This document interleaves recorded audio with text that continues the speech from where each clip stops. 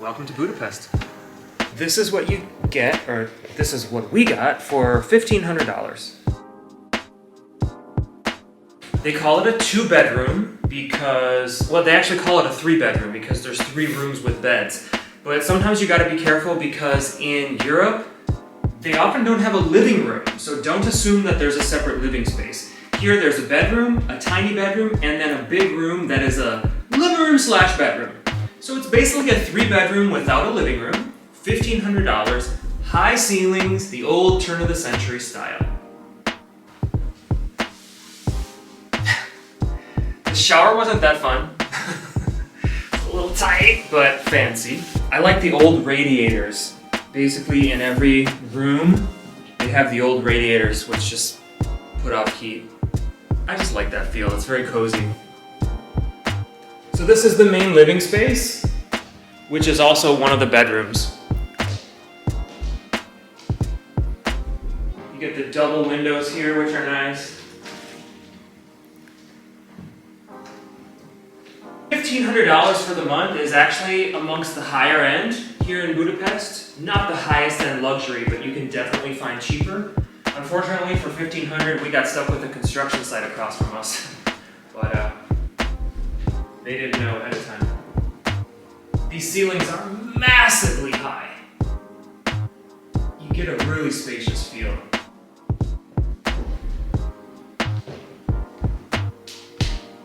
Oh, and by the way, this is in the neighborhood.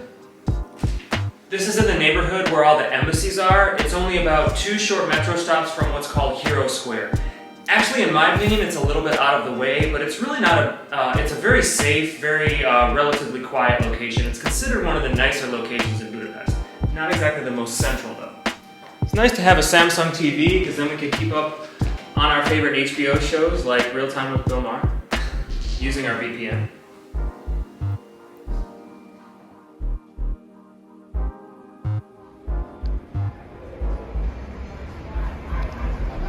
So that was pretty good. We just ate at Ghetto Gulyás, or Ghetto Goulash, in the Jewish Quarter here in Budapest. I had kind of the chef's offer, so not something that was on the menu every day, but something special for today. It was really good. It was a chicken breast with like a fried goat cheese and a very nice sauce.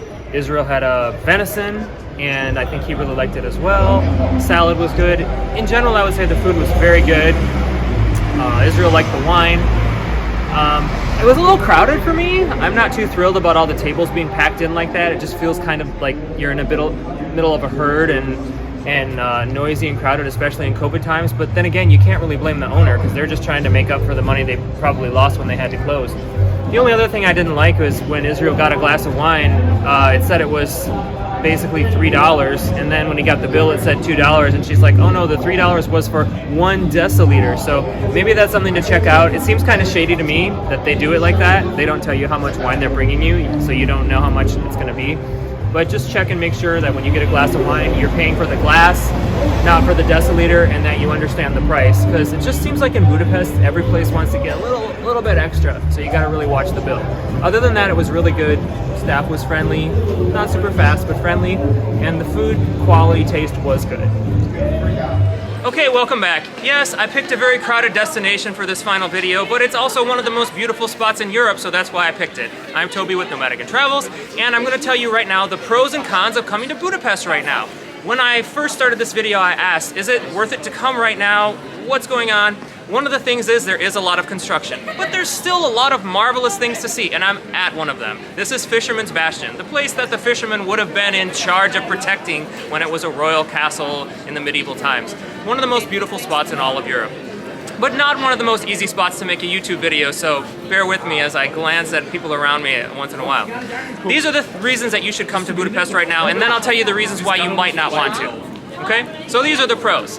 Beautiful sights to see, even though some are under construction, there's still a lot of great things to see. Still wonderful food, even though the prices have gone up since the last time I was here 2 years ago. There are some lovely, wonderful, helpful people in Budapest. We've met them. Christina at the cake shop, my friend Tibor, my friend George, Tamás, who cut my hair like Timothy Chalamet from Dune when I showed him a picture. There's some really great, really friendly, really helpful people, and they can help make you have a good time here. There's so much to see that you're never gonna get bored. You can go to a ruined pub at night, you can go to a bath during the day, and there's so many different tourist sites that even 3 days might not even be enough. You can still pack it in. The public transport is also another reason that you're gonna have an easy time here. If you're willing to get used to it a little bit, it's really vast, it's really easy. There's subways, there's trams, there's buses, and it's not hard to figure out. For me, it was one of the best in Europe. Yeah, unfortunately I picked a spot where there's probably gonna be some assholes around, but maybe we'll show them. So these are my friends. Also, what you get a lot in Budapest is people from the British Isles coming to party. I think we ran into some of them. Some people find it annoying, but I think they can be kind of charming once in a while, mostly when they move on. Next, we'll go on to the cons of Budapest. Okay, so now that we got the British partiers out of the way, let's enjoy Budapest once more. But I'm actually going to tell you one of the reasons why you might not want to come to Budapest right now. Well, one of them, of course, is always the British partiers, but that's going to be any time. One of the reasons why you might not want to come to Budapest right now, if this is going to be your once-in-a-lifetime chance, is because there is still a lot that's under construction. Remember, we talked about the opera, which is beautiful. It's been under construction for years. Who knows when it's going to get done? The Chain Bridge, which is right in front of the Four Seasons Grisham Palace, completely blocked and under construction. It really obstructs the view. Liberty Monument closed, one of the subway lines closed, lots of other things closed for construction. There still is a lot open and a lot to see and do, but if you want to see everything that Budapest has to offer, you simply can't right now, and I don't know when that's going to change. The other cons is that Budapest is no longer undiscovered. Prices are going up. They're starting to mirror Western Europe in terms of the price for food. Although they're not there yet, it is creeping up. So keep that in mind. It is no longer off the radar. You're not going to have the place to yourself, unless maybe you come up here at night, which is really cool. So prices are going up, and there's more tourists. The last thing that you might want to keep in mind, and I'm going to talk about this more in the video that I make about staying here as a digital nomad, which means 1, 2, 3, 4, 5, 6 months. One of the things that might be important to you in deciding whether or not to come to Budapest right now is the overall atmosphere and the climate of the country and the people. It's actually not in a good place. Politically, it's veered to the right. They have an anti-LGBT, anti-immigrant thing going on. You can feel it, you can see it. I've seen people hurling insults at people that look a little bit darker in a way that you would never see in the United States without someone getting their ass kicked. But it's more tolerated here. It's kind of okay to be anti-immigrant, so I do not like that. There's also some very serious anti-LGBT basically propaganda going on promoted by the government, so that's not a good thing. Does it mean you shouldn't come to Budapest? That's kind of up to you. I don't know how you feel if you're supporting that by coming, or maybe you're supporting businesses that are against that. So if you are LGBT, for example, Budapest is still a very open city. I've seen people showing public displays of affection almost as a little bit of a protest. So it's still an open city for LGBT people. You just have to remember that the overall attitude of the country is a bit problematic in that respect, so make your own decisions in that regard. There is a little bit of a dark cloud here because of politics, and I also think because of the past. It's a bit of a wounded country, and maybe I'll get trolled for this, but my Hungarian friends also tell me the same thing. So I hope I'm not offending anybody, but it is not the cheeriest country. There are wonderful people, there are people that will help you, there are people that will be really nice to you. But the general vibe tends to veer towards what we would call rudeness and coldness. You're probably gonna get yelled at on the bus by the bus driver. You might get dirty looks in the grocery store for something you don't even know that you're doing wrong. This country was huge and imperial in the turn of the century, which is one of the reasons why it's so beautiful and amazing. But it's also one of the reasons why the people feel kind of angry, because it's no longer huge and no longer imperial. It was drastically reduced after World War II, and there's still a bitterness, and you can basically feel it seeping out of the culture. Again, many exceptions to this rule. We've met wonderful, fantastic people that I've mentioned, but if you want to talk about generalities, you can make that generalization here. It is not a cheery place once you get under the surface.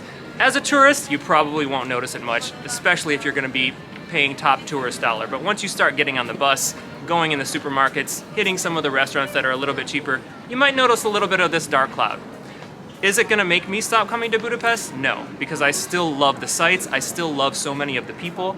I love the contrast of light and darkness that exists in the culture because I think that same line between good and evil is drawn between all of us. It's just seen a little bit more starkly here in Budapest. So I'm going to conclude this video here at Fisherman's Bastion, which is one of the most beautiful places in Europe, in one of the most beautiful cities in Europe still. Please click subscribe if you'd like to get more videos that I'm making. They should be coming out soon. Hit the little subscribe button. I'm Toby with Nomadigan Travels, and thank you for watching. Oh my gosh, look at this view. Let me try to get it for you. There it is. So I'm looking at one of the most beautiful sites in Budapest from one of the most beautiful sites in Budapest.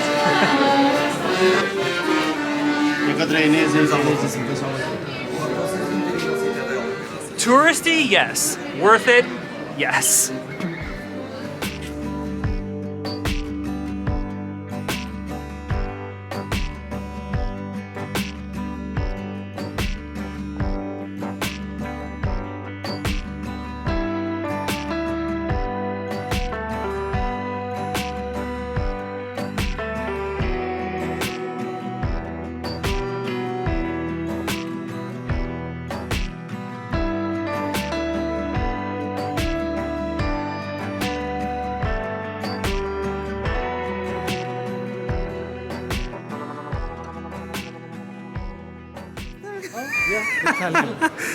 And look who's here again! We were just doing the Spanish version. How are you? I forgot your name. Tell me one more time. I know you're from Italy. Damien. Okay, cool. I know. I remember you. We met these guys already at the thermal bath, so they're the secondary stars of our channel now. Right? Damien from Italy and Belgium. Yeah, from Belgium, Pierre Noé. Pierre Noël from Belgium. All right. The coincidence. And have you already visited Janogezi, the spot that I told you? Yeah. No, we didn't have a chance, but we're coming back in December. Oh, okay. So Yeah, that's for fine. like a week. Yeah. No, I want to though. Gonna have a little bit of time to do this. Today we were doing our final video about Budapest, so videos we wanted to give our final opinion in a beautiful place. So Yeah. we came back up here. The best spot maybe. Yeah. Maybe the best. Yeah. This is one of the most beautiful spots I think in Europe. And so you are leaving like tomorrow or? yeah. For